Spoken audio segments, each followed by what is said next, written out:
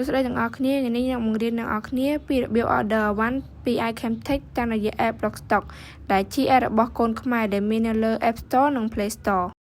អញ្ចឹងជាដំបូងបងប្អូនចុចមកលើកម្មវិធី Lockstock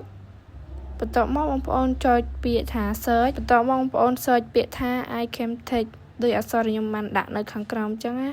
បងប្អូនចុចមកលើនឹងមកបន្ទាប់មកបងប្អូនប្រកាសจะឃើញបែបនេះហើយបងប្អូនចុចមកលើនឹងមក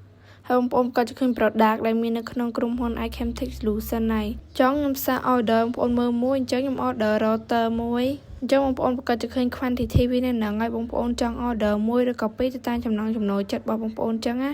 ចឹងខ្ញុំ order មួយទៅមកយើងចុចពាក្យថា buy now ទៅមកបងប្អូនប្រកាសจะឃើញ check out list ហើយចឹងបងប្អូនចុចពាក្យថា choose delivery option ទៅមកបងប្អូនប្រកាសจะឃើញកន្លែងដែលយើងត្រូវ pick up យកនៅ store ឬក៏បងប្អូនចង់ឲ្យគេ delivery ដល់ផ្ទះក៏បានដែរចឹងខ្ញុំចង់ឲ្យគេ delivery មកដល់ផ្ទះអញ្ចឹងខ្ញុំចុចពាក្យថា address ទៅមកបងប្អូនវាយ full name របស់បងប្អូនវាយតាមខ្ញុំអញ្ចឹងមកទៅមកបងប្អូនវាយលេខទូរស័ព្ទបន្ទាប់មកបងប្អូនក៏จะឃើញ address digital ហើយអញ្ចឹងបងប្អូនចុចនៅលើនឹងមកហើយបងប្អូន add ទីតាំងរបស់បងប្អូនចូលតើបងប្អូនចុចពាក្យថា save តើបងប្អូនចុច delivery ហើយ confirm ហើយនៅពេលដែលបងប្អូន add ទីតាំងរួចហើយបងប្អូនក៏ scroll មកខាងក្រោមទៀត